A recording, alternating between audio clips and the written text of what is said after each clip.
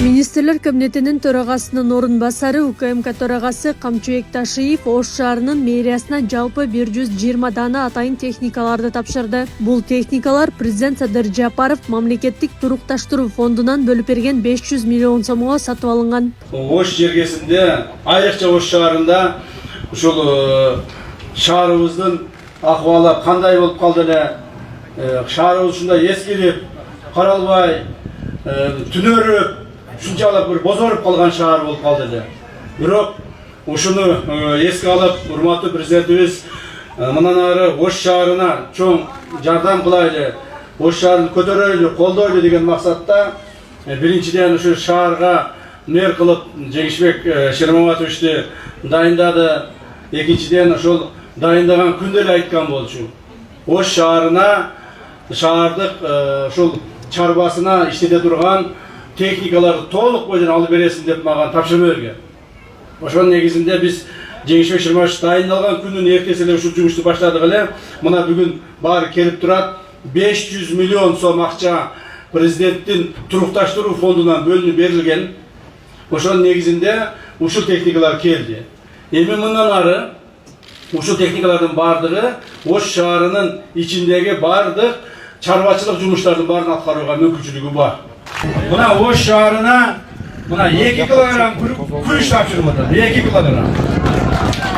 Мына ушул жаштар иштетип алгыла эми. Мына кимге беребиз? Сизгеби?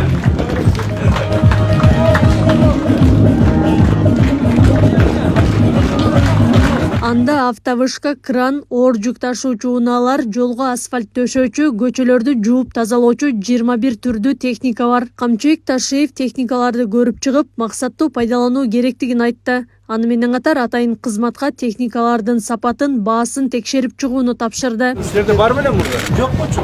Бар жок болчу. Жаңы бар, астолы келди.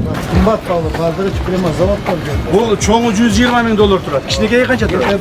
Качана менен 60 миң доллар. Так, 60 миң доллар көпөйүнбү? Барбы бер? Бар. Чоңу бар иште. Бар иште. Барды булар. Силерде кошо бардыңарбы? Бар. Карадыңарбы?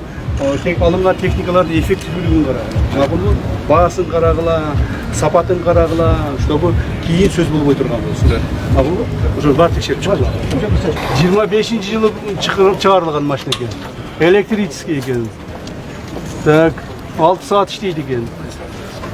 Мына бардыгы жазылган. Тура. Иштей алат. Болобу? Бирөөсү болобу? Эки атылган машина. Буга чейин Ош шаарында жок техникалар биринчи жолу келип атат. Буюрса, бул техниканын жардамы менен биз буюрса шаарыбызды мурдагыдан да көрктүү, таза кылып, кооз шаар кылабыз деп ишенебиз. Андан сырткары бул техниканы бош убактысында токтотпой, муниципалдык кызматтарды көрсөтүп, шаардын бюджетин толуктайбыз деп буюрса Жеңишбек Шермаматовичтин тапшырмасына ылайык ошондой аракеттерди көрүп иш жүргүзүү үстүндөбүз.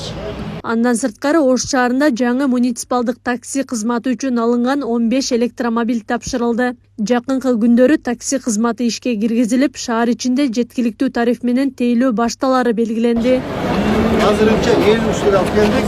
Муниципалдык такси бар. Ош шаар. Видео камера коюп, GPS коюп бар.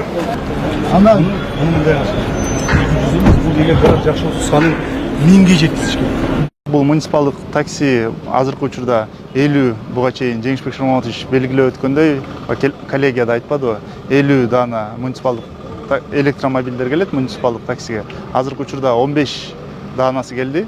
Бул ал турукташтыруу фонддон тышкаркы каражатка келди. Буюрса биринчи партиясы келип атат, анан экинчи партиясы дагы жакынкы убакта келет. Камчыбек Ташиев Ош шаарында мындан ары жаңы техникаларды пайдаланып, муниципалдык ишканалардагы союздан калган эски жараксыз техникаларды жок кылууну табыштады. Акылай Карабаева, Замирбек Тойчубаев, Регион.